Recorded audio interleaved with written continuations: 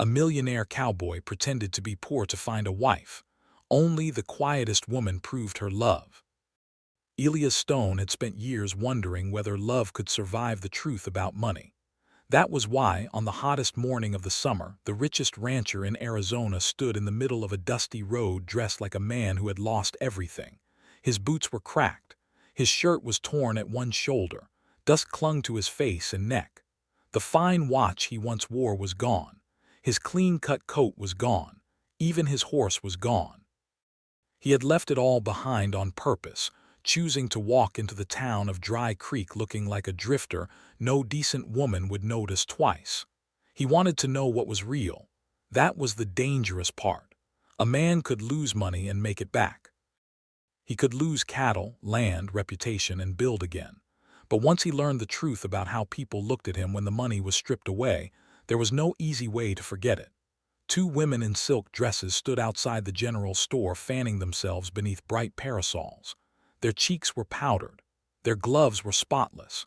When Elias tipped his hat in quiet greeting, one of them looked him over like he was something dragged in from a ditch. The other covered her mouth and laughed.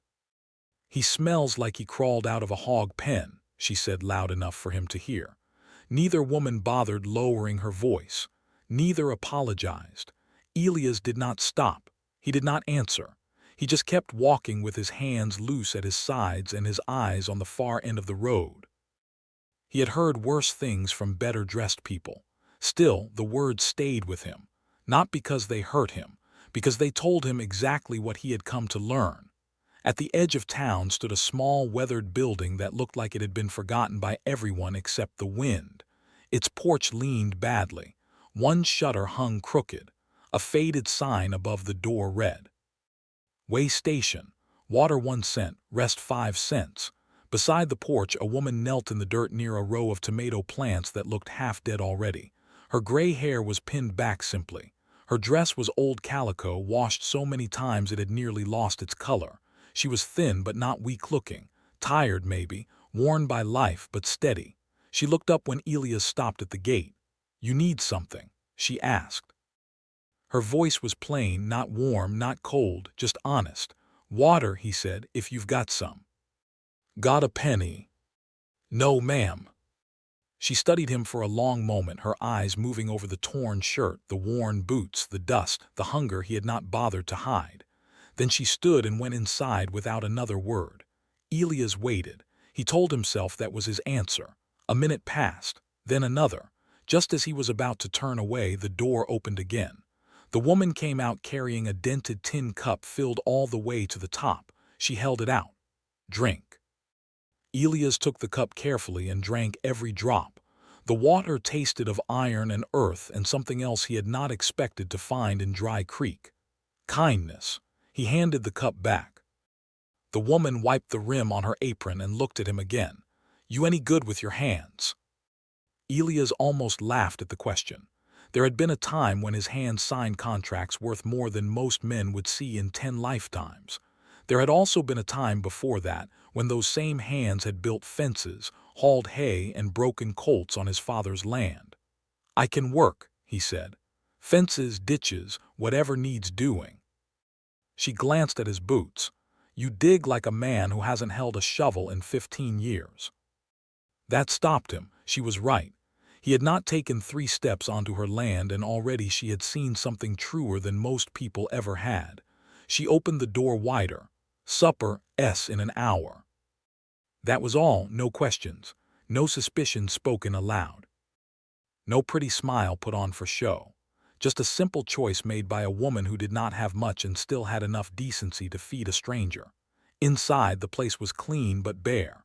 A narrow table, 2 chairs, a shelf with a few jars, a stove that had seen better years. The air smelled of wood smoke and beans. Elias noticed what was not there almost more than what was. No full pantry, no stacked sacks of flour, no extra meat hanging in the shade. This was not a place with more than it needed. The woman set 2 plates on the table. "Name's Martha," she said. "Eli," he answered. He had chosen the shortened name because it was easier to lie with half a truth than a whole one. Martha sat across from him and bowed her head for a brief prayer before eating. Elias did the same, though he had not prayed in years. When he lifted his head again, he saw her portion. It was too small, a spoonful of beans, one wedge of cornbread, that was all. His own plate had more than twice as much. "You're not eating much," he said. "Small stomach." It was a lie told badly. He had already seen the near-empty shelf, the last of the cornmeal in a paper sack, a jar with dried syrup stuck to the bottom. She was feeding him with food she should have kept for herself. He looked down at his plate. Before he could say anything else, Martha reached over and added another piece of cornbread to his side. "I had enough at noon," she said. Another lie. This one gentler. This one meant to protect his pride while she quietly gave away what little she had. Elias did not trust himself to answer. That night she showed him the barn. Hay's dry in the back. "You can sleep there. It'll do fine. You can leave at sunup or stay a day if you mean to work." "I mean to work." She nodded once and turned away. After she was gone, Elias lay back in the hay and stared up at the rafters. Through the cracks in the wood he could see a strip of stars. The barn smelled of dust, leather, and old seasons. It should have felt like punishment. Instead, it felt like peace. Then he heard Martha coughing in the house. Not once. Again and again. A dry, painful cough that caught in her chest and dragged at him for reasons he did not want to name. He rolled onto one side and thought about the medicine bottle he had seen empty on the shelf. He thought about the narrowness of her wrists, the tired way she moved when she thought no one was watching. He also thought about the brass key in his pocket, small, plain, worth more on that land than a chest of gold. The key opened the water control valve 3 miles north, a private valve, his valve, buried behind a locked station no one in Dry Creek had permission to touch. If he used it, water would rush through the dead channels and flood Martha's cracked fields by morning. He could save the garden, save the land. Maybe even save her. But if he opened that valve, questions would come. Someone would ask how a drifter had gotten near it. Someone would say the name Elias Stone, and then the truth would be standing in the yard like a judge. He closed his hand around the key. Why would a woman with almost nothing share her last bread with a stranger? And why did a man with more than he needed feel poorer than she did? The next morning, Elias was up before dawn. Martha had already started hauling water by the time he came out of the barn. She was carrying a pail that looked too heavy for her, trying to save the few plants still clinging to life in the hard summer heat. "Let me," he said, taking the pail from her. She did not argue.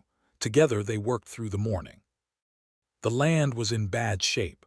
The dirt had split open in long, dry cracks. The ditch lines had caved in. Fence posts leaned. The garden looked one hard week away from giving up completely. By noon, Elias' hands were blistered from the shovel. He had forgotten what honest labor felt like. Or maybe not forgotten. Maybe he had just buried the memory under too much money and too many empty rooms. Martha brought him water in the tin cup without a word. When he drank, she watched the ditch he was clearing instead of his face. "You really don't dig like a drifter," she said. "What does a drifter dig like?" Like he has no reason to finish. That settled over him. He looked at the half-cleared ditch, then at Martha, then back to the earth. He finished. That afternoon, 3 children came down the road, thin, dusty, hungry enough that even before they reached the porch, Elias knew why they were there. Martha did too. She went inside and came back with the last 3 wedges of cornbread wrapped in cloth. She gave one to each child. The oldest boy tried to thank her, but he was already chewing too fast to get the words out. Martha brushed crumbs from the smallest girl's cheek with a tenderness that belonged on a mother's face. Then she pressed a small pouch into the oldest boy's hand. "Hide this," she whispered. "Come back next week." The boy nodded and tucked it into his shirt before the others could even see. After they left, Elias stepped out from behind the barn where he had stood watching. "You gave them money."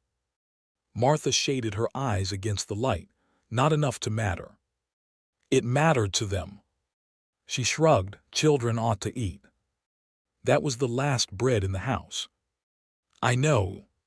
She said it so simply it made him almost angry, not at her, at himself, at the town. At the strange, hard world that had left a woman coughing at night and still expecting her to feed everyone else first. That evening, he ate in silence while Martha ate even less than the night before. After supper, she folded a rag over the empty bread plate and said, "Tomorrow I'll see what can be stretched." Elias looked at the plate, then at her hands, then at the key in his pocket. The choice was no longer a question of money. It was a question of character. Who was he when nobody knew his name? Who was he when a good woman was running out of time right in front of him? That night he did not sleep much. The coughing came again, softer this time, weaker, and somehow worse. He sat up in the hay before dawn, his hand already closed around the brass key. By the time the first thin gray light touched the barn wall, Elias Stone knew one thing for certain. If he opened that valve, he might lose the only honest kindness he had found in years. If he did not, he might lose Martha. And for the first time since he had stripped off his fine clothes and walked into town like a nobody, the millionaire cowboy understood that the truest thing he had brought with him was not his fortune. It was fear. And by morning, fear would no longer be enough to keep him from choosing. Elias Stone rode out before the sun rose. He had saddled Martha's old mare in silence, careful not to wake her, and now he moved through the dark with the brass key heavy in his pocket and fear heavy in his chest. The world was still gray with early morning. The land looked tired even before the day's heat had begun. Dust lay over everything. The fence posts leaned like old bones. Dry grass scratched against the mare's legs as Elias pushed north toward the water control station. He had signed the papers for that station 2 years earlier. Back then it had been business. Just another piece of land. Just another right bought and locked away because water was power in Arizona, and powerful men always made sure they controlled it first. He hated himself for that now. The ride took less than an hour, though it felt longer. When he reached the small wooden shack built over the main valve, he dismounted and stood still for a moment, listening to the silence. The brass padlock looked dull in the fading moonlight. The shack itself was plain, but what sat beneath it could change everything for miles around. Elias pulled out the key. He stared at it for a second. Then he unlocked the padlock and stepped inside. The iron wheel was exactly where he remembered, thick, rusted at the edges, heavy enough that a weak man could not turn it alone. He gripped it with both hands and pulled. Nothing. He braced one foot against the wood floor and pulled harder. The wheel groaned. Metal scraped. Then suddenly it shifted, and deep beneath him he heard it. Water. At first it was only a rush far below. Then a roar. Thousands of gallons pressing through buried channels, racing into pipes, waking dead ditches and empty earth. It sounded like a heartbeat returning to something that had nearly died. Elias turned the wheel all the way open.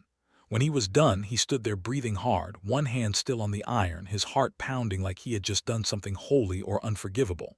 Maybe both.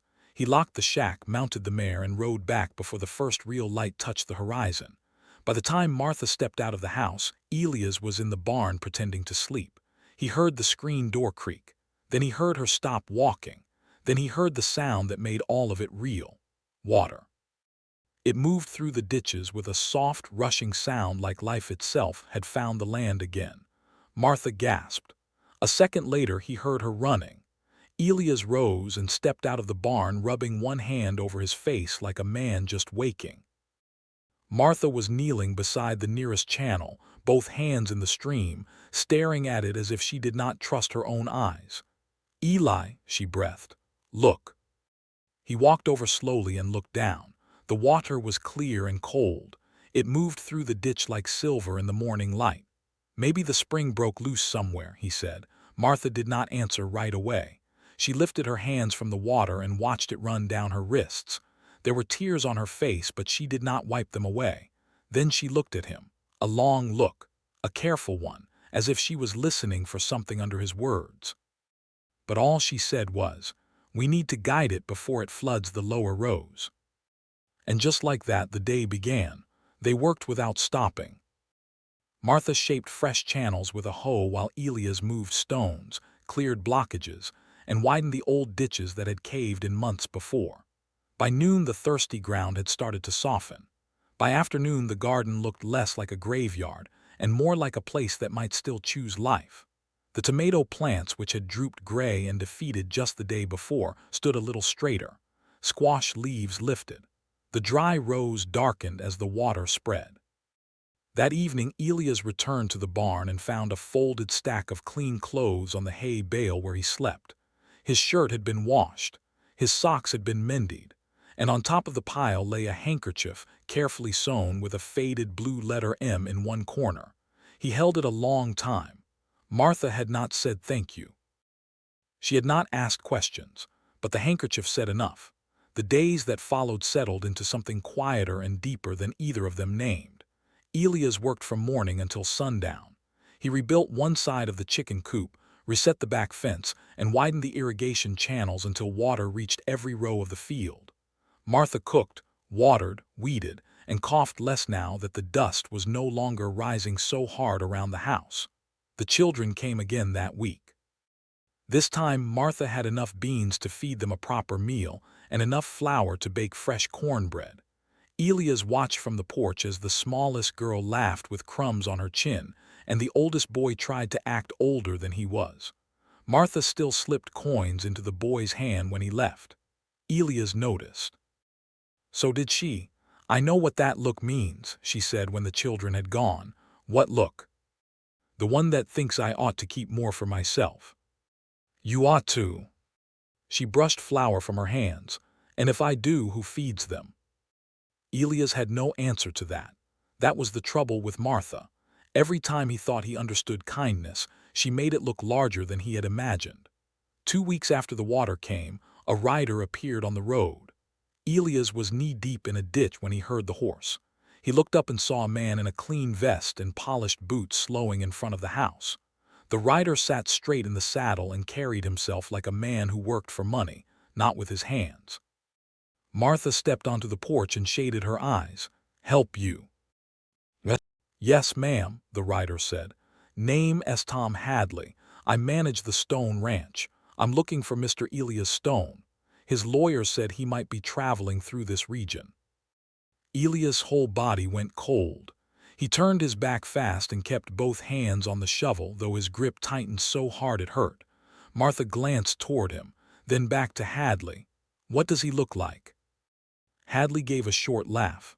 "That's the odd part. I've never met him myself. Everything goes through attorneys, private sort of man." He looked past Martha and let his eyes slide over Elias without interest. Just another dirty laborer. No threat. No importance. Martha's voice stayed even. "Eli, you know anyone named Stone?" For one dangerous moment Elias thought he might not be able to speak. Then he turned halfway and said, "No, ma'am, never heard of him." Hadley nodded. "We've also got trouble at the canal. Someone opened the main valve without permission. Water's been running east for days. If you hear anything, send word." "I will," Martha said. Hadley tipped his hat and rode off. The moment he disappeared past the bend, silence dropped over the yard. Elias stood still. The shovel slipped a little in his hands. Then he heard Martha coming toward him, not fast, not angry, steady. She stopped right in front of him. "Eli," she said quietly, "or should I say Elias?" His hands went loose. The shovel fell. He looked at her and saw at once that there was no use lying now. Martha's eyes moved down to his boots. Red clay had dried in the seams near the sole. Red clay that did not belong anywhere on her land, only near the North Valve station.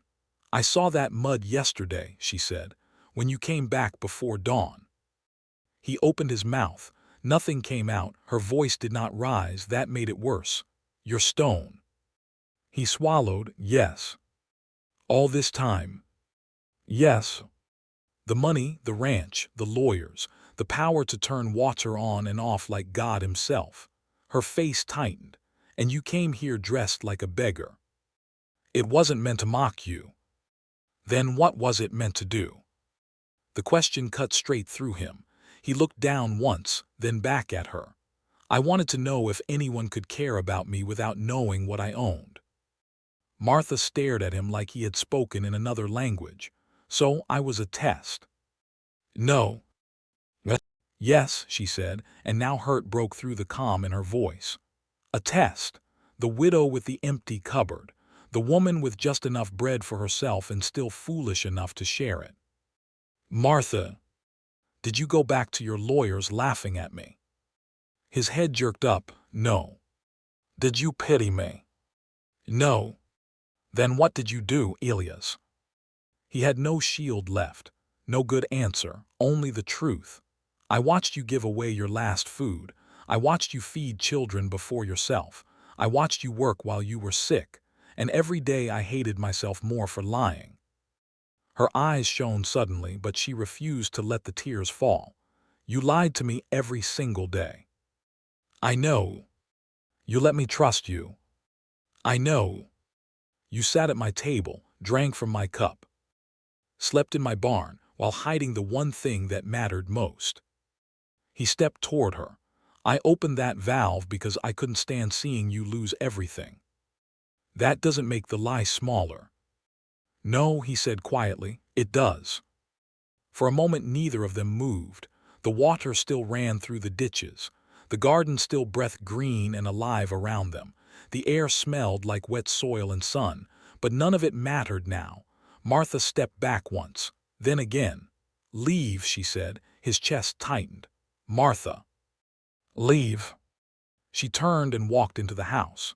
The door shut.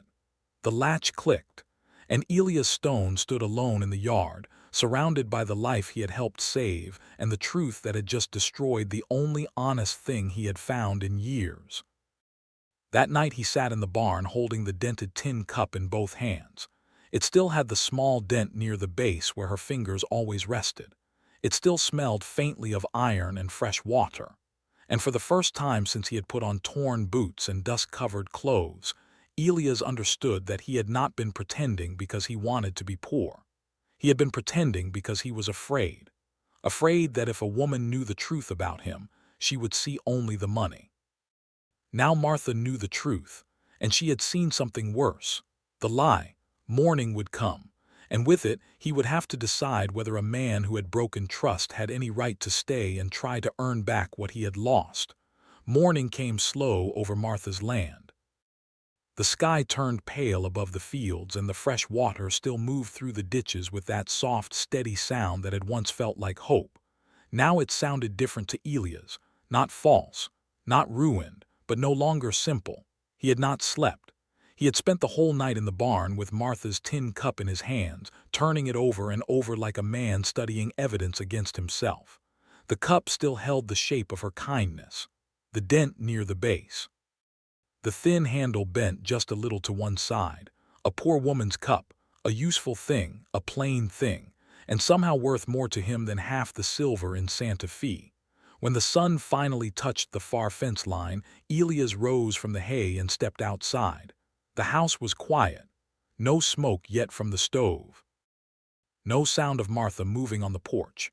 He stood for a moment, letting the cool morning air settle on his face, and looked across the land. The garden had changed so much in only a few weeks. The squash leaves spread wide and green. Tomato vines lifted against their stakes. Rows that had once looked dead now held life again. Water ran bright and cold through the channels he had dug with blistered hands. He could leave. That was the cleanest thing. Go back to Santa Fe. Back to the ranch house with its polished floors and empty rooms. Back to lawyers who spoke for him and ledgers that proved he was a rich man even when he felt poor in every way that mattered. But leaving now would mean something different than leaving had ever meant before. It would mean cowardice. So Elias picked up the shovel. He walked to the far edge of the field and began widening the last unfinished ditch. The work was slow. The sun climbed higher. The dirt, though soft now from the water, still fought him. Sweat ran down his neck and into his collar. His hands, already torn from weeks of labor, opened again in the same places. He welcomed the pain. It kept him from thinking too much. Still, he thought about Martha's face when she said leave, about the look in her eyes, not anger first. Hurt first. That was the worst part. He had not only lied to her, he had made her feel foolish for trusting what had seemed simple and honest. By noon his shirt clung to his back. The ditch had reached halfway to the west rows. He stopped only long enough to drink from the bucket by the fence, then kept going. The kitchen door opened behind him. Elias froze, one hand still on the shovel handle. Martha stepped out onto the porch. She looked tired, not just from sickness, from hurt, from thinking too hard through the night and finding no easy answer by morning. She stood there watching him for a long moment before she came down the steps. "I told you to leave," she said. Her voice was not sharp now. That almost hurt more. "I know." She stopped a few feet away, close enough to see the dirt on his face and the blood beginning to show through one reopened blister. "Then, why are you still here?" Elias leaned the shovel against his leg and met her eyes. "Because leaving would be easy." Martha said nothing. He swallowed once and went on. "Staying is harder. Staying means looking at what I did and not running from it." She crossed her arms, but not in anger, more like she needed something to hold herself together. "You lied to me." "I did. You sat at my table while I trusted you." "I know. You watched me hand you food I couldn't spare." His voice dropped. "That's what broke me." She looked past him then toward the ditch he had spent the morning widening. Water moved through it clean and full. "You could hire 100 men to do this," she said. "I could."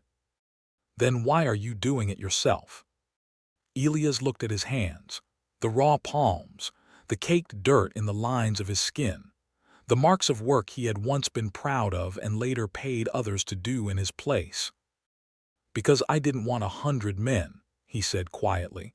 "I wanted to be someone who deserved to stand beside you." Martha's face changed a little at that, not softened, not yet, but the words reached her. She looked at him for a long time. Then she turned and walked back into the house without another word. Elias let out a breath he had not known he was holding. He picked up the shovel again. By late afternoon the ditch was done. Every row now carried water. Every corner of the field had a chance. Elias' body shook with exhaustion. His shoulders ached. His hands felt too swollen to close. He stood in the fading light and looked over the work. Then he heard footsteps behind him. Martha was there again. This time she held something in her hands, the tin cup. Elias stared at it before he looked at her face. "Take it," she said. He reached out slowly, almost afraid to touch it. "Martha, This cup," she said, "held Jacob's first wages." He blinked. "My husband brought that money home in it after his first season hauling freight.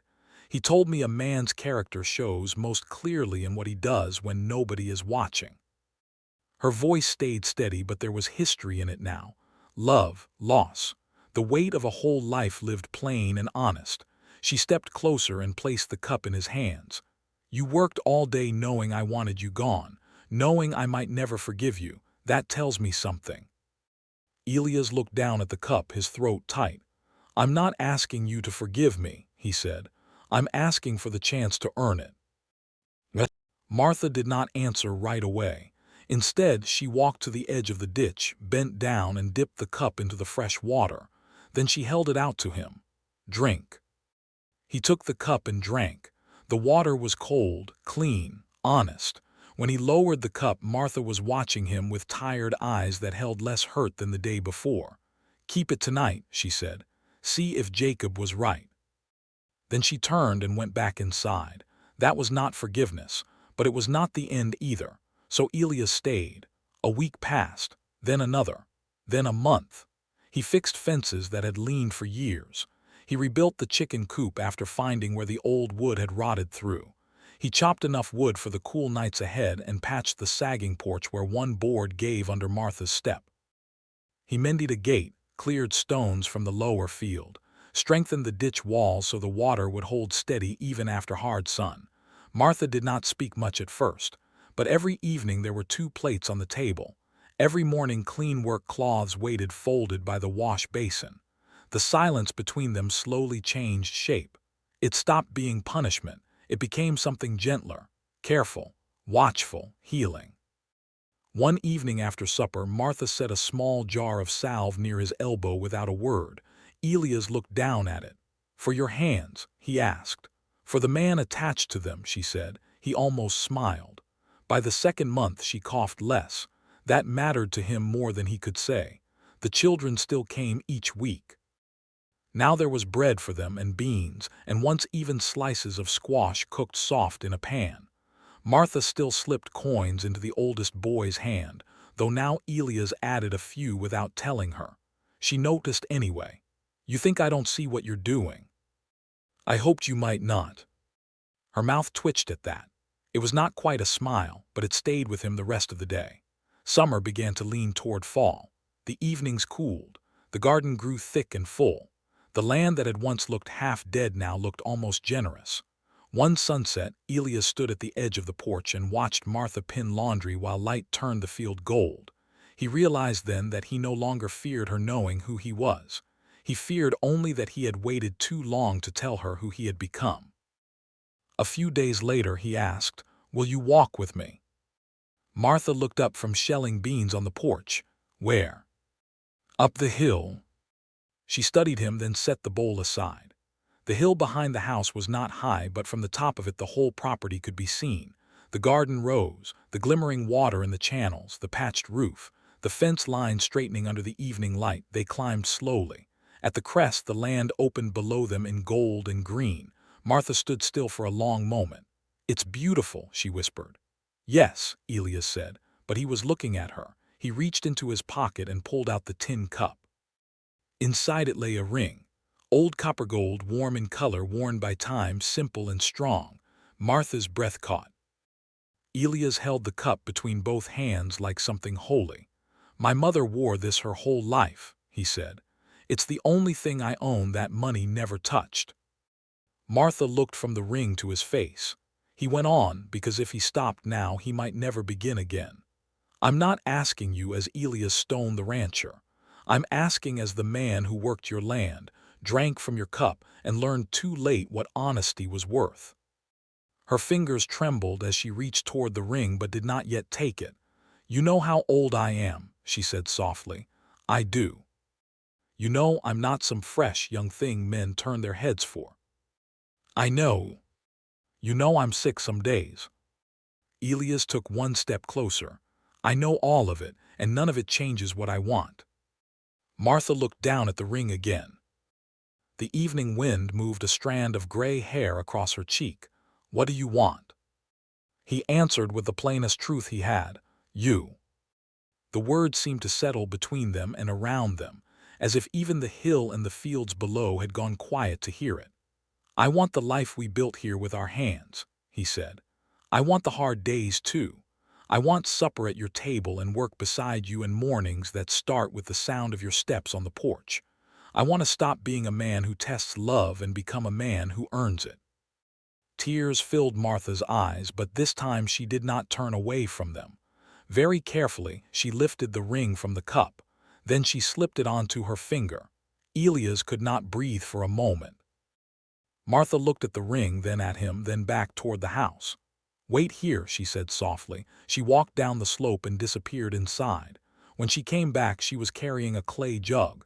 She poured water into the tin cup until it filled near the brim. Then she lifted it and drank, not much, just enough. Then she handed it to Elias. "Now drink," she said. He looked at her. "If we share the same cup," she said, "we share the same life." His hands shook as he took it. He drank until the cup was empty. When he lowered it, Martha reached for his free hand. Their fingers fit together with a quiet rightness that felt older than the moment itself. The stars were beginning to show overhead. Somewhere far off, a coyote called. The wind moved softly over the fields, across the water, through the rows they had saved together. Martha squeezed his hand. "Come on," she said. He looked at her, still hardly believing what had happened. "Where?" And then at last she smiled. "Home." Together they walked down the hill toward the little house with the patched porch and warm lamplight in the window. The tin cup swung gently from Martha's fingers. The ring shone softly on her hand. And Elias Stone, who had once believed love could only be bought or feared or tested, finally understood something his money had never been able to teach him. The quietest woman had not loved him because he was rich. She loved him because, at last, he became a man worth trusting. And that was worth more than every acre he owned.